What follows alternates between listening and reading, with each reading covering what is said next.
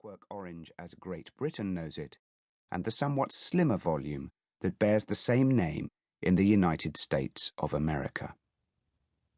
Let us go further.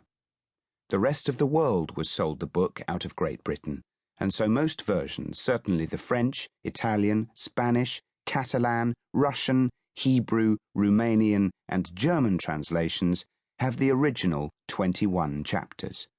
Now, when Stanley Kubrick made his film, though he made it in England, he followed the American version and, so it seemed to his audiences outside America, ended the story somewhat prematurely.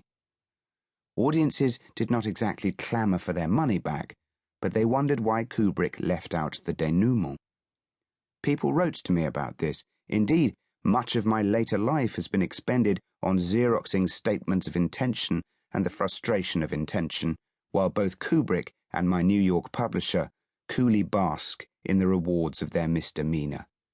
Life is, of course, terrible. What happens in that 21st chapter?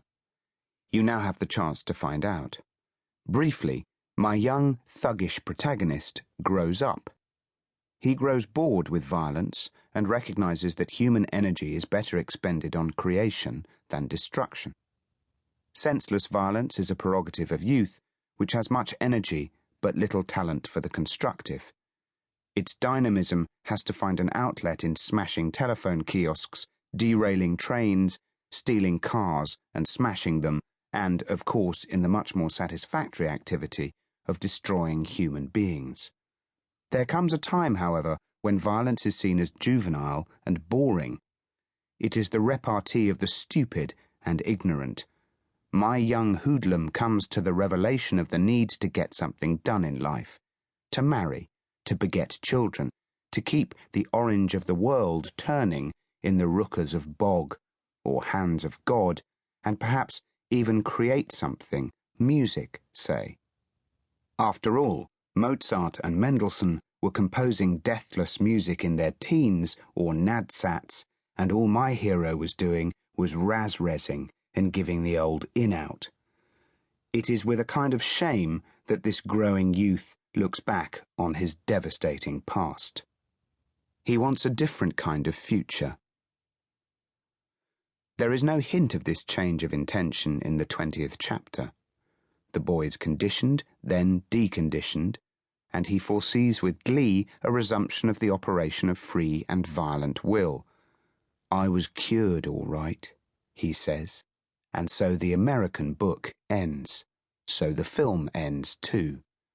The 21st chapter gives the novel the quality of genuine fiction, an art founded on the principle that human beings change. There is, in fact, not much point in writing a novel unless you can show the possibility of moral transformation, or an increase in wisdom operating in your chief character or characters. Even trashy bestsellers show people changing. When a fictional work fails to show change, when it merely indicates that human character is set, stony, unregenerable, then you are out of the field of the novel and into that of the fable or the allegory. The American or Kubrickian orange is a fable. The British or world one is a novel. But my New York publisher believed that my 21st chapter was a sellout. It was very, very British, don't you know? It was bland, and it showed a Pelagian unwillingness to accept that a human being could be a model of unregenerable evil. The Americans, he said in effect, were tougher than the British and could face up to reality. Soon they would be facing up to it in Vietnam.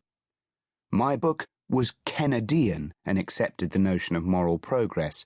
What was really wanted was a Nixonian book with no shred of optimism in it. Let us have evil prancing on the page, and up to the very last line, sneering in the face of all the inherited beliefs, Jewish, Christian, Muslim, and holy roller, about people being able to make themselves better. Such a book would be sensational, and so it is. But I do not think it is a fair picture of human life. I do not think so because, by definition, a human being is endowed with free will.